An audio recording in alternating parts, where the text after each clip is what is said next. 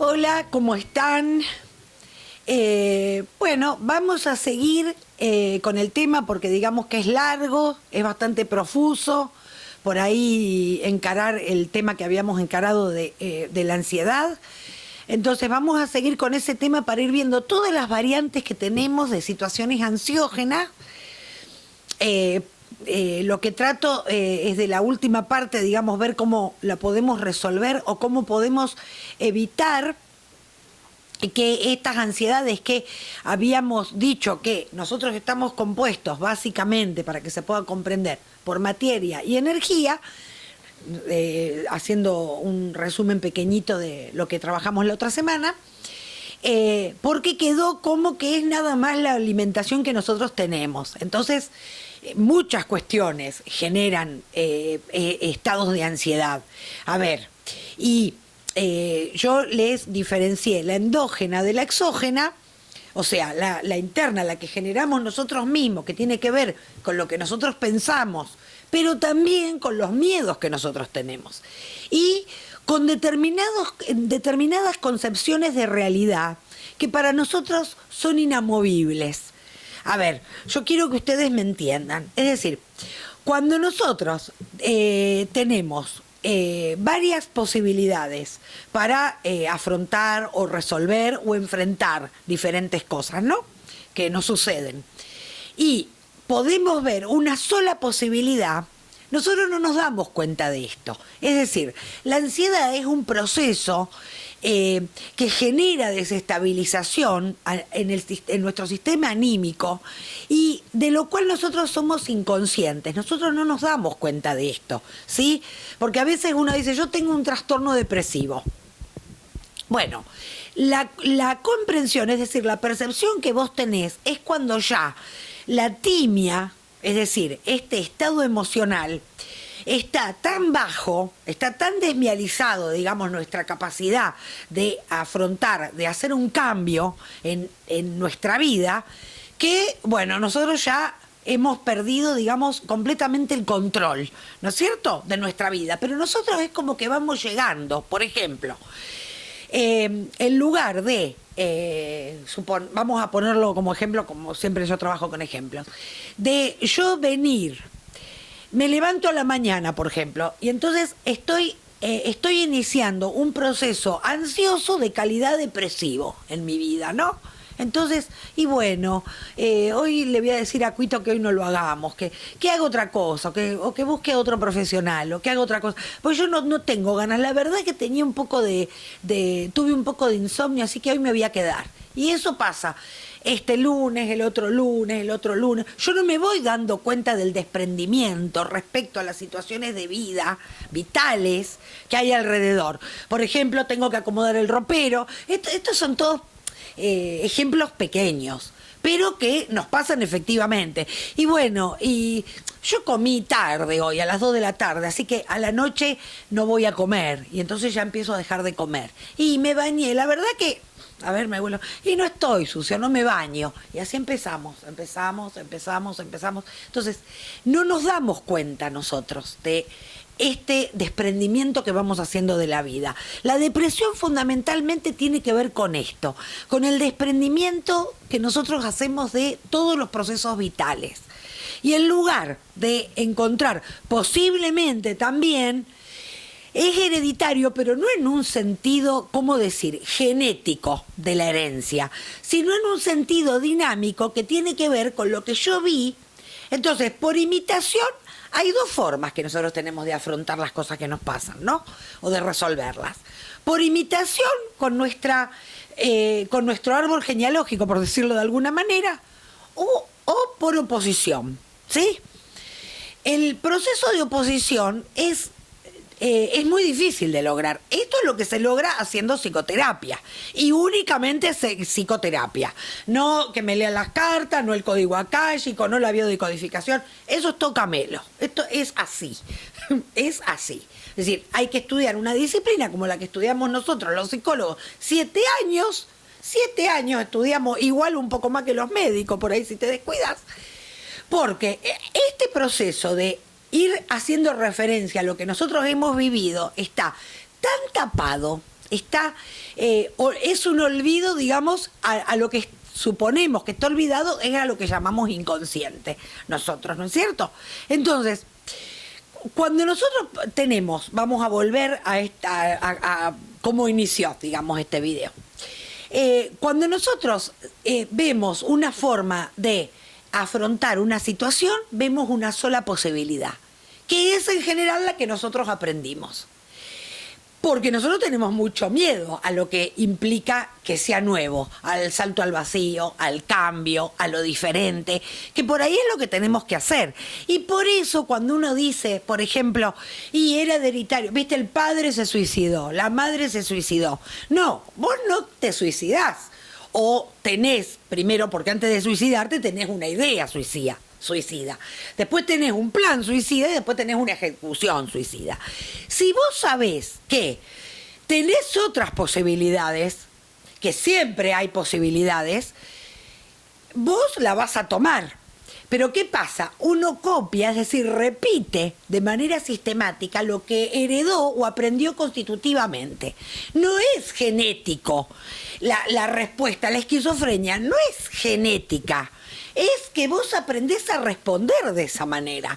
Cuando yo, por ejemplo, a mis pacientes les doy, vemos de todo el arsenal de posibilidades que tiene de elegir o de cambiar lo que le pasa, el paciente, lógicamente, o la paciente elige lo que por el camino, digamos, que le resulta menos dificultoso, porque uno, por ejemplo, si no aprendió a tirarse de un paracaídas, sí, a lo mejor te tirás y está por explotar el helicóptero, pero ¿qué vas a hacer? Vos vas a decir, bueno, si yo tengo que aprender a andar en helicóptero, voy a aprender a tirarme con el paracaídas por si llega a haber algún problema. La vida te da tiempo para aprender otras respuestas, digamos, para intentar otras posibilidades.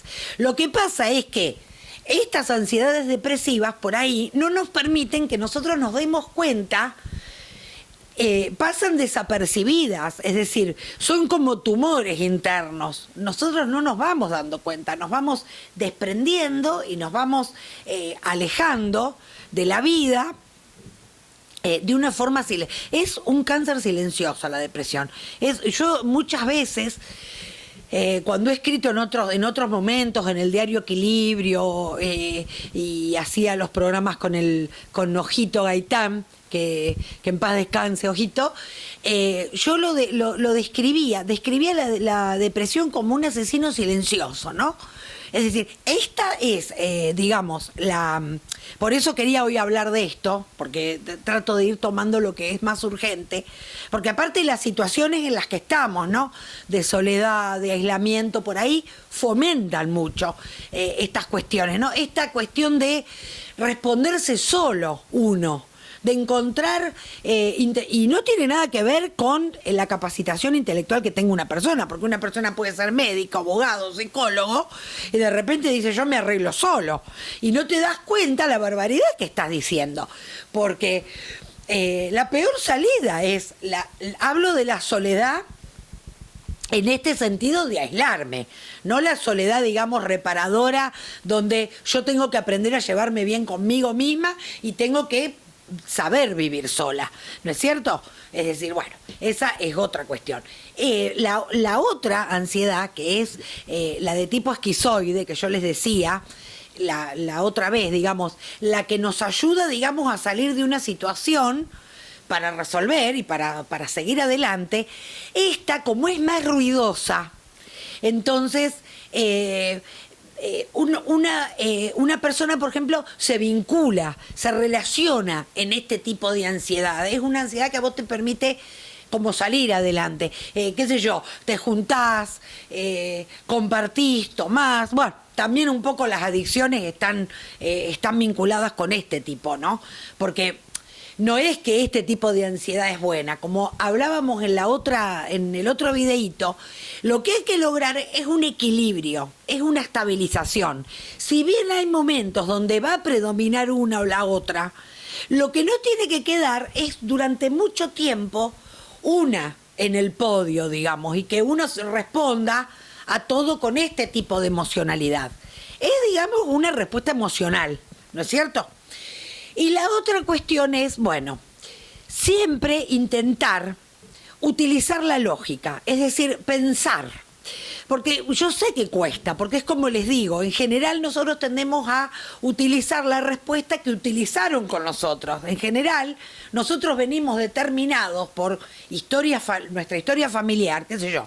Cuando yo les decía las identificaciones constitutivas, tienen que ver con nuestros padres, con nuestros hermanos, si tenemos hermanos mayores, si fuimos el del medio, si somos de la misma madre y el mismo padre, si no somos de la misma madre, si somos adoptados, si no somos.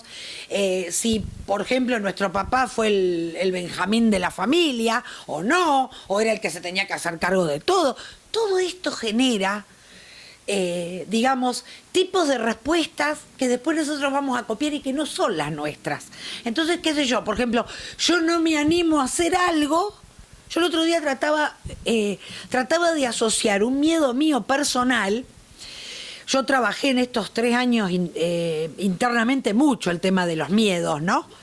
No a nivel de como ansiedad, digamos, que me generaba porque tenía que prepararme para, pero si yo hubiese tenido un problema de ansiedad, no me preparo para nada y no me voy a ningún lado a empezar de nuevo. Es decir, y bueno, ¿y qué pensaba yo? El miedo relacionado con un miedo de mi mamá, ¿no? Y me acordé cuando mi mamá nos vinimos a vivir acá, cuando ella empezó con unos negocios que tenía que se llamaba San Cristóbal Puerto Libre, el negocio, que algunos se acordarán, o los papás de ustedes, o los hermanos de ustedes.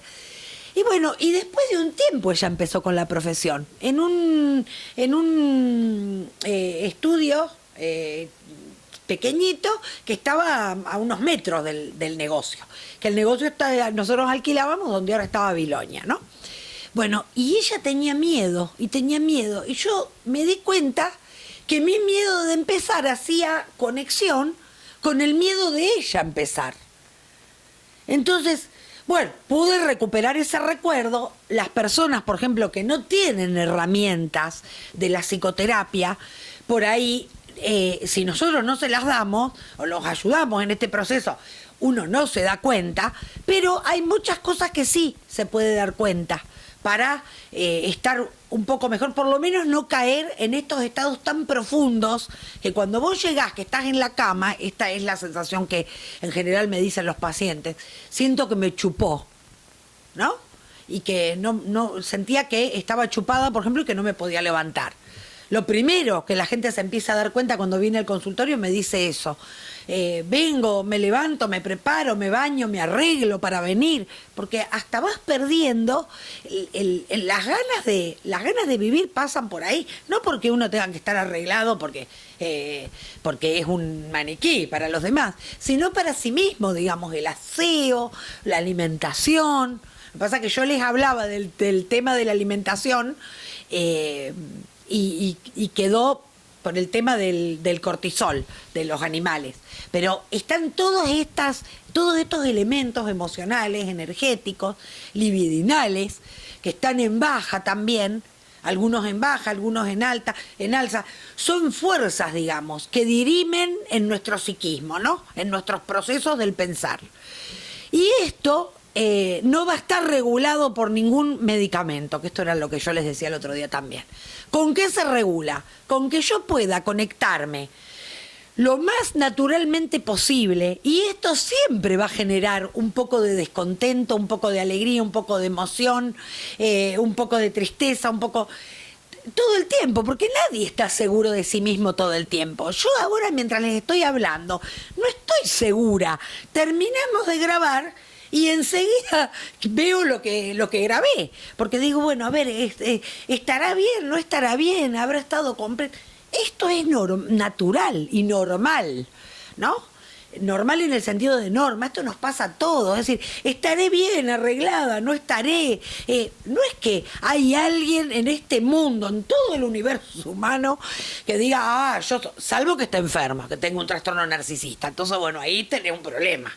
Ahí si vos pensás que lo que decís está todo perfecto, que no hay nadie más hermoso que vos, que estás enfermo, tenés un problema. Que en general, fíjense qué cosa, ¿no? Las drogas a nosotros nos producen esta sensación. Es decir, no importa nada o no importa nada, y yo voy a dormir y no importa nada, o las que estimulan, está todo bien, está todo bien, está todo bien. Y no es así. Es decir, es normal, es natural que se contrapongan los sentimientos que nosotros tenemos, pero nosotros tenemos que ir armando sabiendo que esto va a pasar, sabiendo que nunca voy a tener el 100% del sentimiento de felicidad o de seguridad de que está todo perfecto, y en buena hora que pase así, porque esto permite que nos vinculemos, esto permite que nosotros nos preguntemos, che, ¿estará bien? A ver, estoy haciendo esta evaluación de una persona, por ejemplo, estoy haciendo un psicodiagnóstico, ¿estará bien? Porque esto acá no me estaría dando, o lo tomé bien, o pregunté bien, o la repregunta. Esto es así. Nosotros tenemos que aprender a vivir con, como en el libro La levedad del ser, bueno, la intolerable levedad del ser, es así. Es decir, nosotros tenemos que aprender a vivir entre el mar y el río. Es de esta manera, ¿no? Bueno, como siempre tienen los números acá. Me pidieron que trabaje el tema de obesidad. Es decir, todas las cosas que me pidieron están muy relacionadas con con este disparador que tiene que ver con la ansiedad, ¿no? Desbocada, o la ansiedad que asesina, digamos, que genera esta sensación de no querer vivir. Entonces, bueno, después ya vamos a seguir con los otros temas que están pidiendo. Como siempre, acá tienen los números y de celulares, y bueno, y sigan pidiendo los temas que a ustedes les parece que son más necesarios. Tema de celos también pidieron, así que bueno, el próximo video vamos a tratar de desarrollar este tema. Muy buena vida para todos, y bueno, un abrazo grande virtual.